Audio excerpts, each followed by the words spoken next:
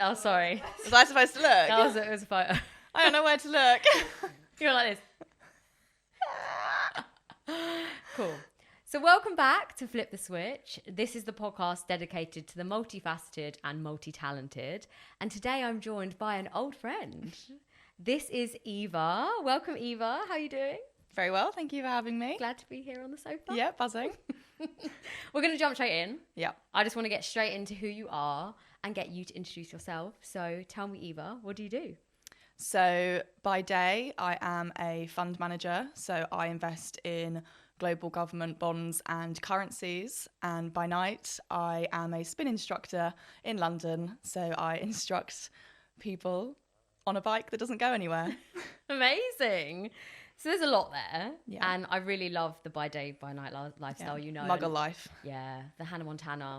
I'm so about that. So about that. So let's get into that and actually where it all started for you. Like we went to the same school. Yeah. So I think we share a lot of the similar experiences that happen with our career. So let's go back to 12-year-old. Flashback. Yeah, take you back to that Eva that was back in school and like trying to figure out what you wanted to do, and tell me about how you were feeling then and that kind of process.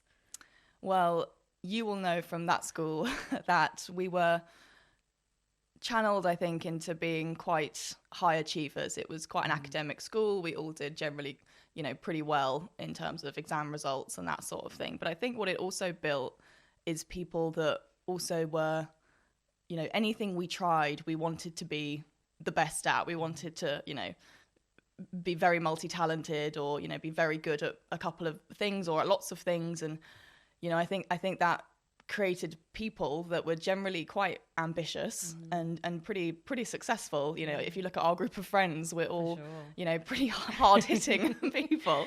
In such different, in very different ways. Yeah. It is not a particular vocation. It's just whatever you try and do, they say, I think we were all programmed to try very hard and to work very hard. And I think that was a great part of that environment. I think for me, I also grew up in a family that is also very high achieving. And it comes in two parts to that story. We're all quite high achieving, but also my dad, for example, moved over from Mauritius and he didn't have a lot of opportunities growing up. He moved over to come to medical school. Both my parents are doctors. And he really wanted us to have very interesting lives. He wanted us to both be academically strong and also, try lots of things. We all did music, we all did different sports, we all did, lots of different hobbies. And, we kind of grew up in an environment where, make sure you're an interesting person, because my dad always said I could never read music, I could never swim. He never learned to swim. Wow. So, we were always not pushed because that's the wrong word, but encouraged to, try lots of things. And if we didn't like it, we didn't have to do it. I started the violin, which I never recommend to any parent to let your child try the violin. Saxophone for me. I think yeah, see, it happens, So I gave that up, and that was obviously not a problem. But, we all tried lots of things, and going through school as well, it was, in our school, it was cool to get good grades. It really was. It was weird if you didn't do your homework or if you didn't revise or if you didn't it does sound like an alternative sounds universe, right? Honestly like a parallel universe. But I speak to my friends quite a lot who went to different schools, and I say, what happened when a substitute teacher came into your school? And they're like, we threw chairs at them, like we ruined their lives. And I was like, what happened to us? We sat down and worked. We sat and did the work. Yeah. And we worked hard as well. Sat in the seats we were assigned. We probably didn't even try and move. We opened our books and we got on with it, because that was the environment we grew up in. Yeah. So, and that, I do find that has translated to now as well, like the work ethic. Like you said, like all of us have done really well, but like continue to do it. But I think personally there's been downsides to that. Yeah, I agree. That I found of like, I'm quite hard on myself. Oh yeah. Do you find similar? Like, because like you've got such a big drive to do well and succeed, and like I did want to get into this idea of like success. And do you know you have like external success of like whatever, like the glamorous side, right? So like even like law, for example, like doing law as a South Asian was the thing to do. That's your like badge of honor. The aunties love it. Like it's what everyone wants, right? So like for me doing a law degree, it was that ticket in a way. Whereas like for me internally, like it wasn't what I wanted to do, and I like quickly figured that out. Yeah. And luckily I'm glad I didn't go down and I pursue always it. forget you have a law degree. Yeah, like even that, like now I think about it, like that was me going external, like version of success. Yeah. Like, have you ever had that, like, had to toy with like success and what that means to you? Honestly, my dad wanted, I'm one of four, so he has four kids. He went, right, I want a banker, a lawyer, an accountant, and what was the other one? A doctor. And we were like, from very early, we were like, Yeah. no, hun, that's not going to happen. I was like, he got a doctor. Yeah. And you could kind of, I'm not far away from a banker, Yeah, but we don't have an accountant and we don't have a lawyer. And he actually did a boo-boo because he told me, oh, you should be the lawyer because you're really good at arguing. And I said, well, I'm not going to do it then because that's my personality. So I was like, you've just given up your family lawyer.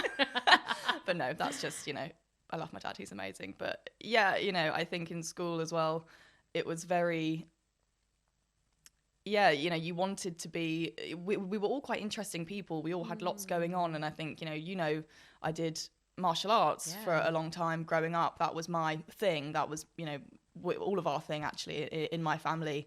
And so, it was very important for us to juggle all of these different things that we had going on, not just the music and school, but we were training 5 times a week. We went to international, national competitions, have a load of medals and titles. And my brother actually also does regular jiu-jitsu and also does Brazilian jiu-jitsu. And it's, he's a whole nother level of high achieving. He bakes sourdough. He also bakes. He also plays like 3 instruments. He's unreal. It's amazing because it's like the multi-hyphenate lifestyle is kind of like from a very young age. It started at a long, I've always been someone that juggled a lot of things. So when it's you like go normal, basically. Yeah, when I went into adult life and it was like, oh, just like have a job and go home. I was like, no, but I have so many hours in the day.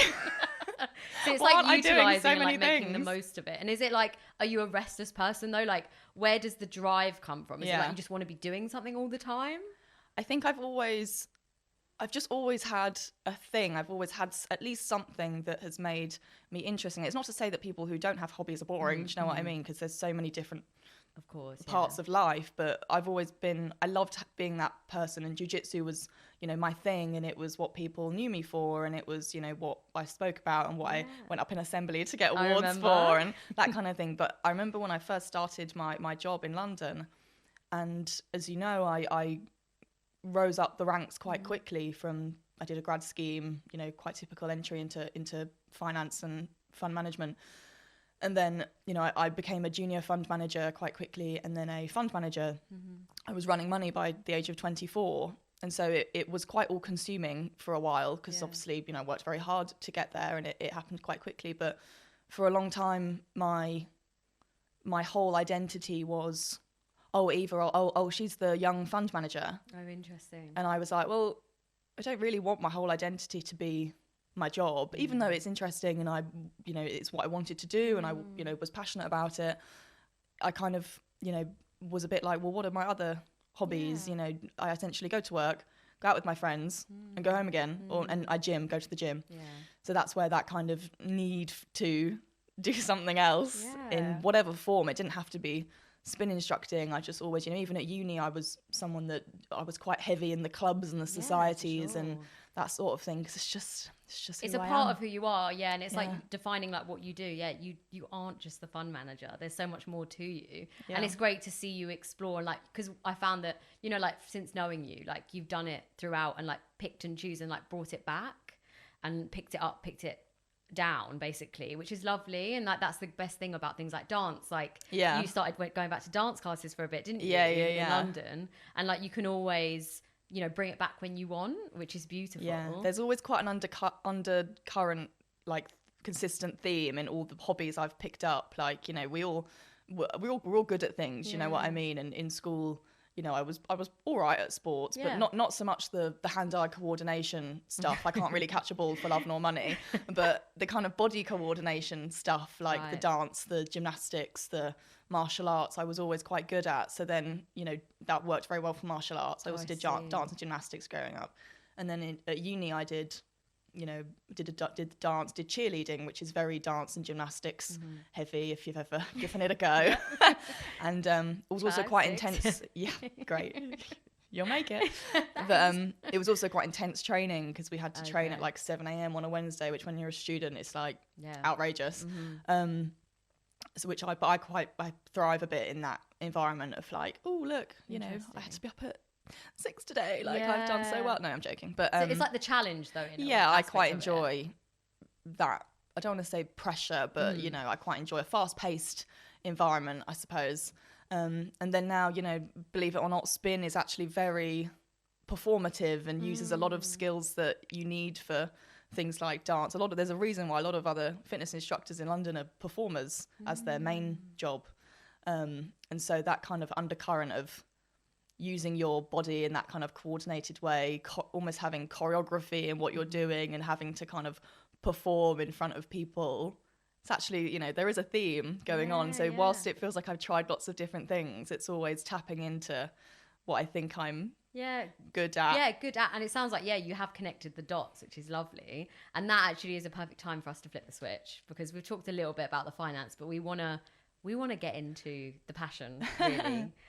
So you ready to flip the switch? Yeah, we're going to get straight into it and talk about spin, because you've given us a bit of the background of who you are and like where sport and like you being a multi-hyphenate it's like in your blood, basically. Like, do it, embody it, live a fast-paced life. And I think that is amazing, because I totally resonate with that, of like always feeling like you want to achieve and do things and also like make the most out of life even. So when it came to spin, like, I want to know a bit more about turning spin from a hobby and just like enjoying it. Like, you sign up to a class and go to a class to actually it being a scheduled thing that you have to show up for, and you've got to show up to a room of how many people in a room? If it's full, 43. 43. So it's a lot of people that in a way like you're responsible for. Yeah. How has that transition been? Has it been difficult and not what you expected? Oh yeah, when I first started, because the process was, you know, you had to do an audition and kind of go through a few different stages and you know, get onto a training program. And when I first started the training program, I hadn't done something like that for so long, and none of the things I'd done before, including martial arts or dance or, you know, whatever, involved the kind of speaking aspect as well, because you're on a microphone, you know, you're also being very vocal. I can't actually explain how much teaching spin has helped my day job in terms of public speaking and that sort of thing, because which you would never think linked, but when I'm like, if I can coach a room of 45 people for 45 minutes and not, you know, break character, I can present for 15 minutes on the funds and the things that I know very, very well as well. Like, was seeing you on the bike when I came to the class, yeah. Like, I honestly felt like it was a different Eva. Yeah, like I feel like as soon as you walked into that room, like you were straight in the zone, and it was like actually amazing to see you like in complete like fulfillment and like flow. That took time though. Like at the beginning, I was a hot mess because I had to you have to really settle into it, and you have to kind of find your groove and find your flow and find, you know, what your identity is going to be on the bike, because and they encourage this, a lot of instructors have different styles and, you know, do things in different ways and kind of talk about different things or focus on different things in their class. And it's very important to be, you know, authentic, and people, not everyone will like my classes. Not everyone will come and go, yeah, that's the instructor for me. You know, I'm quite technical in how I teach. Some people might be a bit more about, I don't know, we're all a bit about the feeling and that kind of thing, but some may be heavier, you know, that side of the spectrum, and it just may be personal preference. So you can't please everyone. Also, you choose your own music, and not everyone will like that. So that took some time to go, actually, no, this is my style. This is the kind of music I want to play. This is the kind of range I'm going to stick within in terms of how far away from my typical music taste am I going to go to, you know, because you want to be inclusive of lots of different tastes.